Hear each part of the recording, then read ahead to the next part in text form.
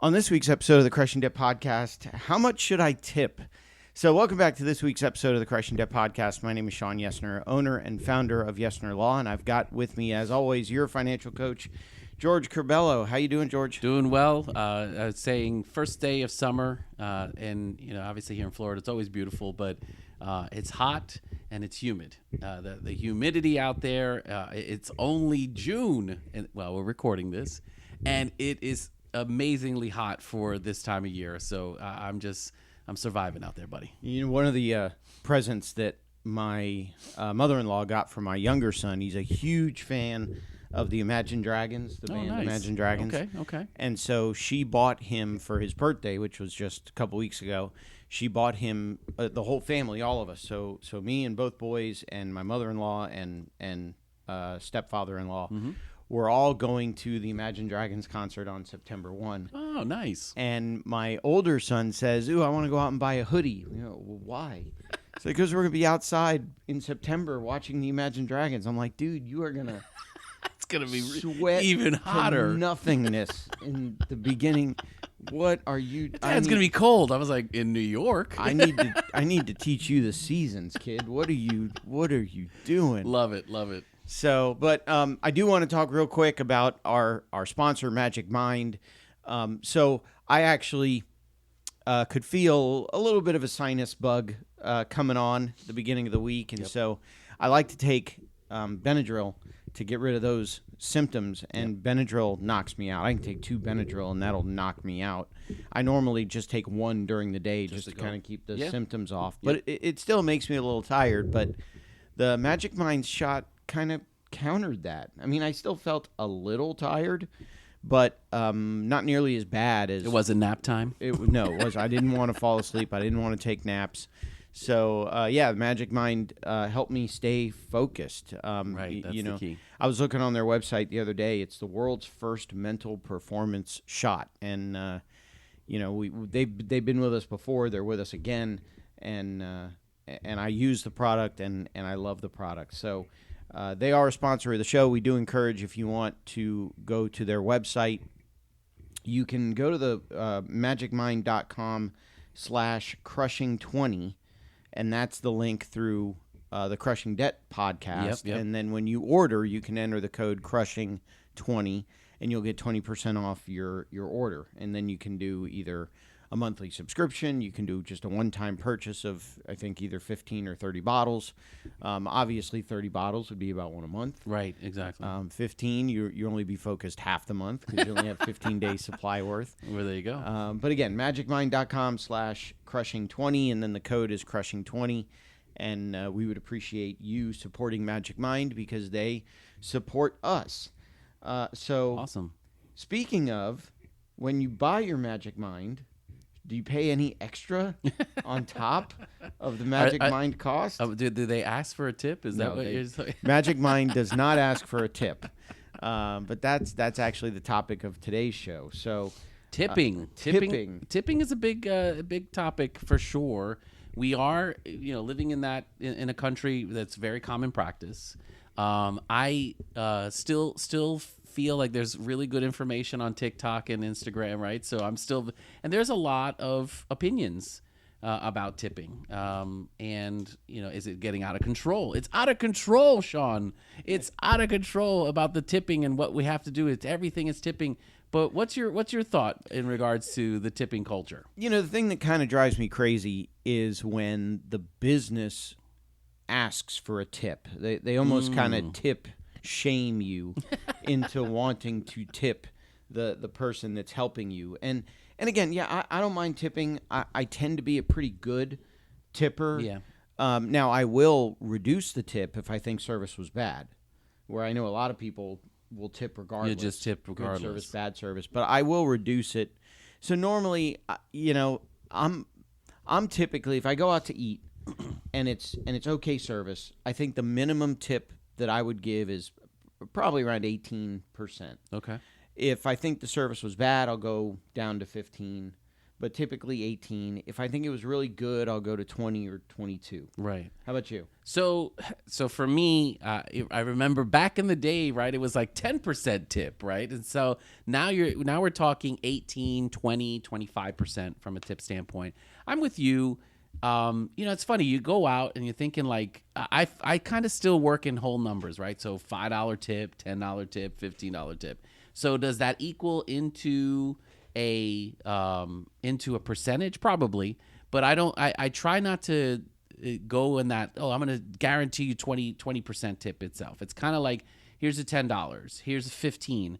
And I try to be in that cash mode. It's always good from a cash perspective because obviously when we kind of include it as part of our credits, the credit cards or debit cards, it's just a different feel from that standpoint. And I think cash, I always look at it, cash might be a better because they get to keep it right away from that standpoint. When I first learned how to tip, I think normal tip was about 15%. Yeah. And so, my dad taught me, you take the bill, you multiply it by 10%. Yep.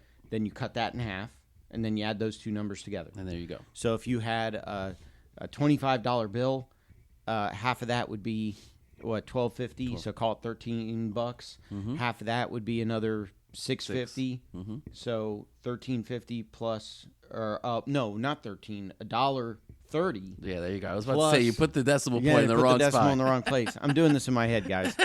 $1.30 plus 60 would be $1.90. Mm-hmm. And so that would be about 15%. And so, I still kind of do that to this day. But what I would do is I might say, okay, it's $1.90, but it was good service, so I'll round it up to $2. Yeah, it makes sense. Or I'll say it was a $25 bill for whatever the food was. 10% of that is $2.50. Multiply that by 2 is $5. That's 20%. Yeah, it was good service. Here's an extra $5. Yeah, exactly. Or sometimes what I'll do is I'll calculate. So 15 would be, what did we say, $2, and 20% would be $5. And so maybe it was around average. So I'll probably give $3 or $4 in a situation like that. Totally makes sense. And I liked your assessment on the performance. I think tipping for me as well is like, man, you did a really great job. You went above and beyond. Here's that extra cash. The culture we're in is this. There's an expectation regarding tipping, and for me, that's where I'm starting to draw the line. Where it's like there's this expectation. I've seen TikToks out there regarding people on the Ring phone, the Ring cameras and stuff like that. So you have delivery guys coming in, and they're like, "Hey, I saw that you tipped really badly or poor, whatever the number was." And the standard tipping now is about 25%, and I'm like, no, it's not. Where? Okay, great. I mean, where's that coming from is one thing that kind of bothers me in that instance. But I think at the same time, we're in this culture now that there's an expectation for. I mean, there's so many tipping services today. You got Uber Eats, you got Uber, you've got the restaurants, you got the bars, you've got the cleaning service, you got the everything requires tipping at this point. Yeah, but really does it? So I mean, and that's you're right there. Gotcha. I get it when you tip your server. Yep. I get it if you wanted to The tip service. your Uber driver, Yep. your delivery driver. But now where I get crazy is I go to like Panera Bread. Yeah, digital. Or I go to like one of the sub shops. Yep. Or and do you want to leave a tip? I paid you to make my sub. Right. And you didn't necessarily go above and beyond. How do you go above and beyond making a sub? I put it in a brown paper bag than the plastic bag. So, no, I don't want to tip you for doing especially when we've got inflation and food prices are going up. Correct. I don't want to tip you for doing what you were supposed to do in the first place. So, and the problem that we're running into, I think, is everybody now, when we talk about tipping services right now, is people are relying on that. That's their income. So we have underpaid workers that are relying heavily on these tips to live. And I think that's where I think we're in this mode where we have to tip in order for some of these workers to actually make a living. Yeah. And I think so that's, again, we could debate on the numbers and all that, but I think that's the mindset that we've kind of put out there where, restaurant workers aren't paid, a big salary as well. So they heavily bartenders, those guys heavily rely on those tips. And I think that's almost a bigger economic issue. I would agree. Because, historically, when I was growing up, wait staff, host staff, bartenders, those were all professions that mostly high school and college kids would do to supplement while I'm in school. Those typically aren't, it's not my career goal to be a waiter at, Chili's. Yep. That's not. Hey, now, it's your own. I get it. A job's a job. I hear you. I get it. A job's a job, and you got to do what you got to do to bring some money in. But it wasn't the long-term career. People weren't staying there for 30 years. Right. Trying to just. Or and I if get they that. did, they moved to management. Correct. And they continued to move up the ladder. Yep. It wasn't, my career goal is to be the head waiter at Applebee's. Right.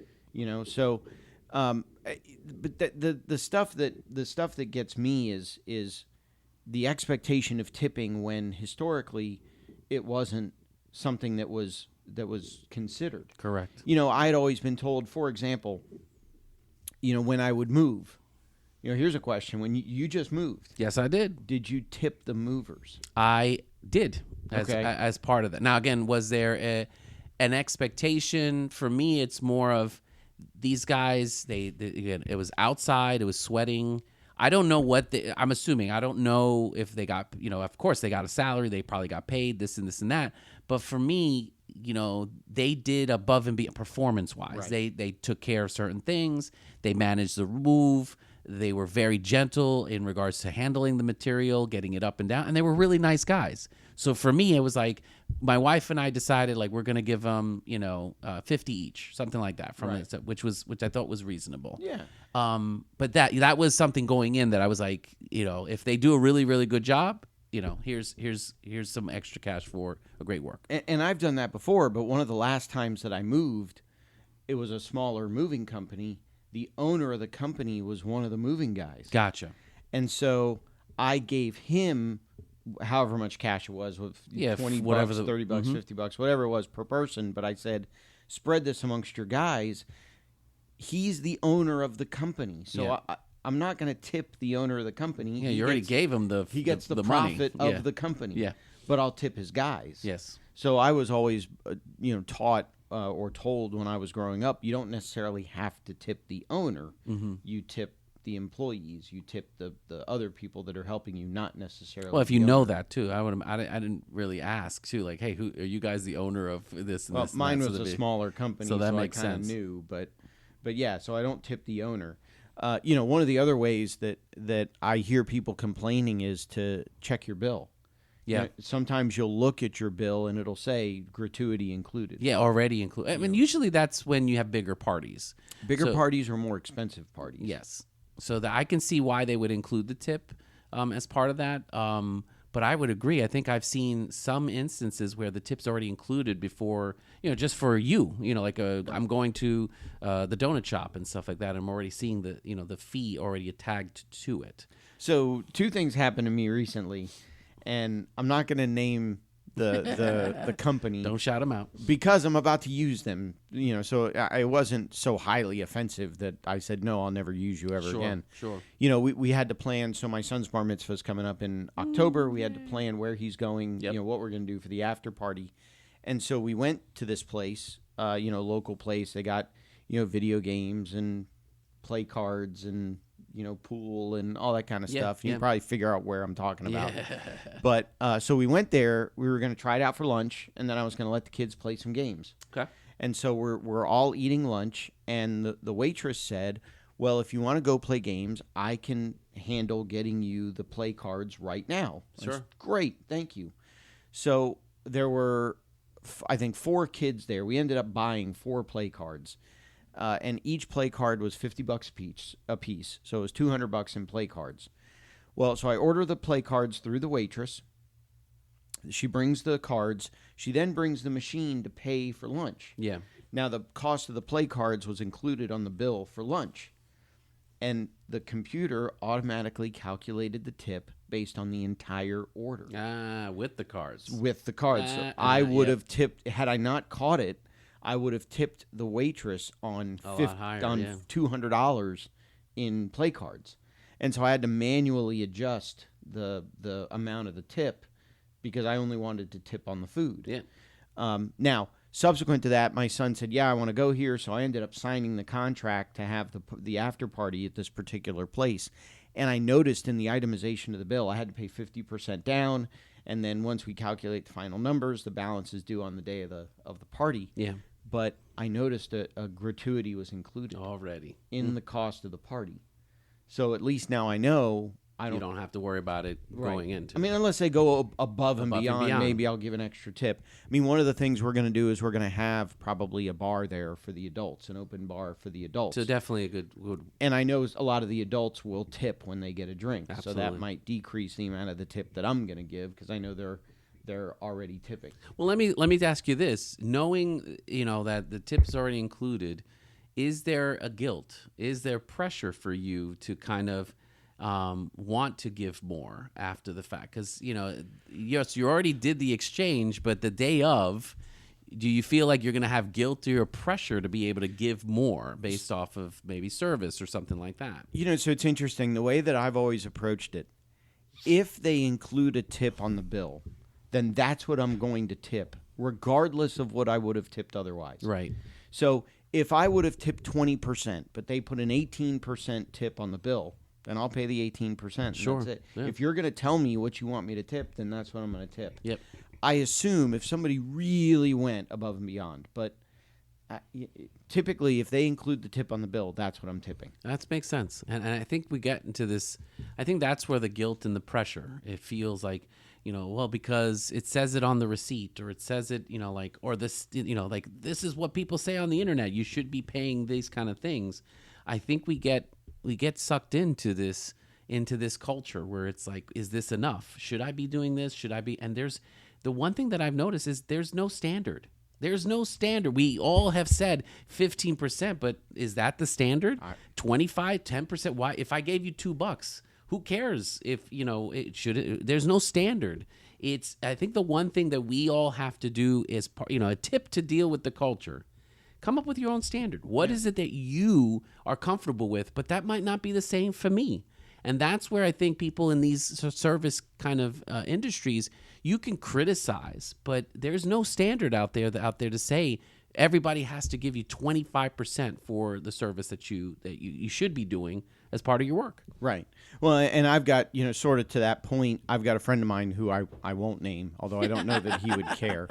But he gives, like you said, he gives a flat dollar tip when he goes to a restaurant. Yep. He gives a flat dollar tip, not based on what was ordered. He just a flat. Here it is. I'm whatever gonna give you it this is every time. And his thought process is, number one, why should a waiter or waitress make more just because they brought alcohol to the table? Correct. Over a waiter or waitress that serves a table that doesn't order any alcohol. That does pancakes. Right. Why should, well, sometimes alcohol causes you to order the pancakes. But why should somebody get more just because the bill was more? Yeah. And along the same lines, he kind of has this theory that the wait staff at Chili's, Applebee's, one of these types of places, doesn't necessarily work any harder than the wait staff at Ruth's Chris, right? Or the bigger these fancy high-end steakhouses. Yep. Just because their steaks are more expensive, does that mean they should get more money? Now, I get the counter to that, which is you got the sommelier, you've got the wait staff at like a Ruth's Chris, a high-end steakhouse, knows the specials by heart, knows they tend to bring in a little bit more ambiance, customer support, sure, experience than a waiter at a Chili's and Applebee's. Although, again, I'm not trying to discredit, the value of a lot of these waiters. Assumption. This is the like they should know more, right? As just based off of the type of steak or the things that. But does that entitle them to more of a tip? Exactly. I don't know. And that's where we run into the pressure. It's like, well, I just went to a really nice restaurant. The expectation is, well, since I paid more, I should probably tip more. And again, it says it on the receipt. So I'm supposed to, right? It says 18, 20, 25, suggested 25% of a $200 bill. That's a high tip that you're giving and maybe the service was good enough, but what makes that service at this location any different from, any other mom and pop or, small place that you would go to from that? So that's where we struggle. There's no standard. And it really comes back to what's your standard. If you feel like it's 15%, great. If you say it's standard $10, I'm giving you $10 regardless if I'm at this place or at this place, just because that's the way I want to tip and this is how I want to handle it. For me, I can't. You're not wrong in either one of those situations. That's just me. But here's the thing: as a customer going into these, now you have expectation to tip, right? You have the extra tip there. Not only that, now you have additional fees that you have to pay for. Well, if you use a credit card, it's one fee for that, right? If I'm paying by cash, it's another fee for this. I would imagine as a consumer, we're under this pressure where we have to constantly I'm giving more money and all I'm asking for is a sandwich. That's all I need. That's all I'm looking for. What's happening here? You're offsetting for other costs that are really not associated. They're associated maybe with the location, the restaurant, or the place, but has nothing to do with the food that I'm looking to order or the service that I'm looking to get. Yeah, and that is kind of on another, kind of goes off on a little bit of a tangent, but I agree with you in terms of if you're going to charge me a merchant services fee. Yeah. If you're going to charge me an extra, whatever, 2%, 3% because you've got to take a credit card. And the law firm takes credit cards, so I totally get the fees that I pay as someone who takes credit cards. But if you're going to charge me an extra 2%, 3%, whatever, 4%, whatever it is to take a credit card payment, and then you're going to ask me to tip based on that amount. Right. That doesn't seem to be fair. Right. Here's the other thing I was thinking. If you get a discount, so I go to a restaurant and I have a 10% off coupon. Yep. And so I get my 10% off. What amount do you tip on? Do you tip on the pre-10% discount or the post-10% discount? What's your standard, buddy? What would you do? I would say it would be after, if you think about it, because it's the total amount that I'm paying from that stamp. But if I just give you a $10 tip, should it matter? Who cares? That's why I'm saying, for me, I want to eliminate the thinking. I just want to make it easy. We're like, hey, if you get good service, you could get as much as $10, $15. If it's not so good service, it's as well. And, I just got the food, here's the amount that I would give from that standpoint. But I agree. You're right. Is it going to be before? I mean, in theory, it should be before the coupon discount because that's, you're paying for, not technically paying for, but that's what you're ordering. It's not the waiter's fault that you're getting a discount. Right. And sometimes, I'll think to myself, let me quote split this discount with the wait staff. Right. So I'll give them a little bit more of a tip than I would have otherwise because I'm saving money on the back end by getting the discount. The other thing that I always struggle with is what types of businesses. So obviously restaurants you want to tip. Yep. Restaurants where there's a wait staff. Bar. You want to tip. I agree. Bar or whatever. Yep. I agree. I typically won't tip at places where I have to go like up fast to the counter and order the food. Right. Checkout. If you're doing the checkout, are you doing a tip? Yeah. So I went to New York. I'll give you a quick story there. The you go to they had an Amazon store. It's like a you pick the items, you do the things, you do the checkout. Dude, at the checkout itself, it says, "Do you want to leave a tip?" I'm like, I did all the work. Yeah. And you're asking for a tip. Automated, this automatic, automate. So I agree with you. If I'm going to a counter or I'm all you're doing is preparing the food as well, I'm a little hesitant on the maybe the large amount of tip. Well, that's why the cost of the food is where it is because you're preparing it. Yeah. I mean, if it was something like cook your own food, but I'll cook it for you for an extra fee. Right. Even I don't know that I would go to that place very often if that were the scenario. But same kind of thing. So there's a pizza place real close to the house that my kids love, that we all love. We get pizzas from there, at least once every week or so. We get pizzas. And so what I order online, and it's close enough that I can drive there and pick it up rather than waiting for them to deliver it. Yeah. And every time I check out, do you want to leave a tip? Like, I ordered it. I'm going to pick it up. You're making it, which is what I'm paying you to do. Right. Why would I leave a tip? See, that's the guilt of the culture that we're in from that standpoint. No, yeah, that's a lot of examples of those kind of things. But all the other, like hotel services, when you go and stay, is there, do you leave money for cleaning? If you're there multiple nights, do you give housekeeping tips? I've never thought of that. I have never tipped the housekeeping staff at a hotel. Now, I've been on cruises. Yep. And I know on the cruise They have that too. Yep. but that's expected. Mm-hmm. And I will say, the last couple of cruises I've been on, the people that work on those cruises are tremendous. Yes, they're amazing. You know, they get, and actually, so here's another story, another kind of tip or trick. When we would go on a cruise, when I go with my family, my sister, my brother-in-law, when we would all go on cruises, we would find one waiter on or bartender rather on the first 5 minutes we're on the ship. We find one bartender and we tip the heck out of that person. Right, duh. That very first day. Yep. Because they'll remember you for the rest of the cruise. Correct. And you'll get whatever you want. They'll be following whatever you need. I when I went to the all-inclusive, that was exactly that. We did the same exact thing, and we were able to okay, hey, we're going to be at the pool here in this area.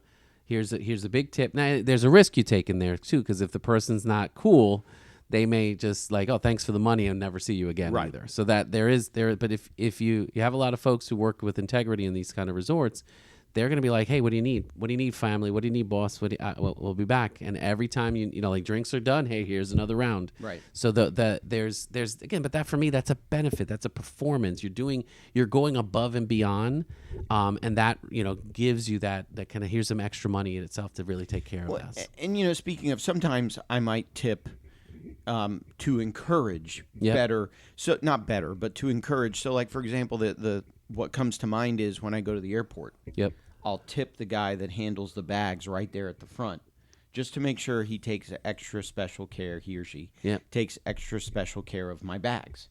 Here's, a little bit of money, take care of my bags. Or even if we go to check into a hotel, but the room's not ready yet and I leave my luggage with the bellhop, here's, some extra money to make sure you take care of my luggage. I'll do that kind of stuff. Nah, little thing, but you're making that's your standard, your decisions. You want that extra care. I'm gonna see if I can give you some extra money that at least allow you for that. Yeah, that makes sense. But there's no expectation that I would do that. I don't think I've ever done that, and my bag's still. That's why your bags always get lost.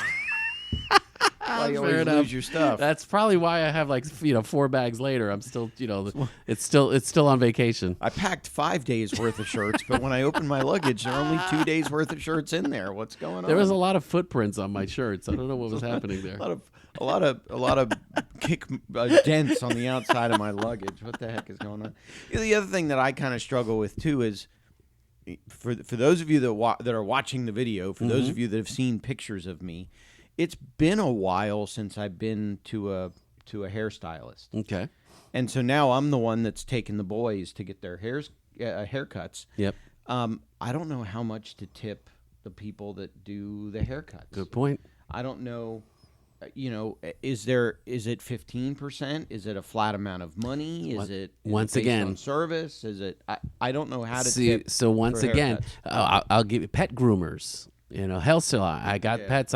So same thing. My wife and I are still in this boat of it's a flat. Here's a flat. Here's $10. Yeah. And we try to stay with cash when it comes to those kind of things because it's just easier for them to pocket. It's not included in the bill. I don't. You avoid all of this. Is the gratuity based off the taxes and so avoid all those kind of messes. But it also, for me, I think it's just easier to kind of here's my flat $10, $20. I mean, I've paid $10, for when I used to have hair, some good haircuts and things like that back in the day. $5 for my barber, if it was, so it really depends on what it is that you're comfortable with and what you want to give for those types of services. Yeah. I mean, my girls, they get haircuts and, blowouts and all, again, I don't know all the large, they get all that kind of stuff. And it's, here's $10 to $15 depending on, if they were good and they like the service. I took my boys to grocery shop last weekend. And my older son walks up with a bottle of shampoo and conditioner. He's like, "Dad, is this good?" I'm like, I have no idea. I have no idea what one brand over another is. I don't know what Head and Shoulders and conditioner. I haven't had that in a good 25 years. So I have absolutely no idea whatsoever. Well, so here's what you can offer then, Shawn. It's all good. Yeah. So I don't know, any other stories or tips or tricks on tipping? I mean, I would say standard creating a standard for you makes it a lot easier to avoid all of these other confusions and things like that. I would say if it's a standard percentage, 15%, great. If it's $10, $15, great. I would say also cash. People will appreciate a cash tip, even though you have a lot of cashless type transactions that are out there. I guarantee you, if you give a nice $5 tip, $10 tip for those types of services, people will still appreciate those because, of course, it's under the counter, right? So it just goes right in your pocket. So it's one of those kind of things that I think we lose the art from that. I would say educate yourself. I mean, there's plenty of information regarding which services to tip, where to go, how to do certain things, what's appropriate, what's not appropriate. But at the end of the day, it's your choice. No one should make you feel guilty or under the pressure that you have to provide that extra tip that's needed. It is a personal choice when it comes to the service. You get great service and you want to give more, fantastic. Go for it. So I'll tell you the last story that I have about tipping. Kind of in my my jerk face Miami attorney stage of my life. Okay. I went out to lunch. It was me and two of the other associates at the law firm. We all go out to lunch. We're at this Miami restaurant. We were in a hurry. We had to be back to the office by a certain time. And sure. We love the food at this particular restaurant, but sometimes they could be a little slow. Okay. So when we walked up, we sat down at the table. We put like $20 cash on the table. Sure. And I forget, waiter or waitress comes over to take our order, and we're like, look, this is your tip. But every 30 minutes, every 15 minutes, whatever it was, we're going to take away $1. So the size of your tip will depend on how quickly you get us in and out of here. Got it. And service was fairly quick that day. And our food was probably spit in as well. He's a little moist. But just a little spice added. Little incentive added to the meal. I mean, but you're paying for again. It's like you're setting the expectation from the get-go to kind of like, hey, can you help us? We'll pay you more, and if you can at least get us out of here as quickly as possible. For the record, I would never do that today. Yeah, no, I wouldn't be that. Well, that's you're a different I wouldn't man be that now. brazen about it today. Yeah. But anyway, no, and I do also want to say thank you. So today's topic on tipping was recommended to us by Sue Reynolds. Sue has actually been on the show before. I can find the episode that she was on, but Sue is a subscriber, a listener, so great idea. And when she suggested tipping as a topic, I went back and checked the archives. There you go. The Crushing Debt archives. And I never saw an episode on tipping. Well, there you go. We got our first one in, and we'll probably have more in the future when it comes to these topics. But again, if there's any topics that we haven't covered or would like to get a little bit more information, more in depth, and of course, a little fun behind it, by all means, just suggest it, send it to us, and we'll definitely look to cover it in a future episode. So I will mention again our sponsors. Again, Magic Mind, thank you very much for being such a great sponsor to the show. MagicMind.com/crushing20, and then you can enter the code crushing20. That is an affiliate link and an affiliate code, so it does give some money back to us. But again, we'll put all that money back into the podcast. Sam Cohen with Attorneys First Insurance is still our friend, our sponsor. You can go to attorneysfirst.com if you're an attorney or title company, if you need malpractice insurance, basically E&O coverage. Patreon, if you want to leave us a tip, you can go to patreon.com. Up to 30%. Up to 30%. We'll take tip us 30% of zero. 30% of what you pay to listen to the show. Yeah, sure. No, but if you want to support us directly, Patreon/crushing debt. Patreon.com/crushing debt. You can leave us a tip. Other than that, I think we're at the end. I think we did well. Not bad topic. Yeah. I think let me leave you a tip.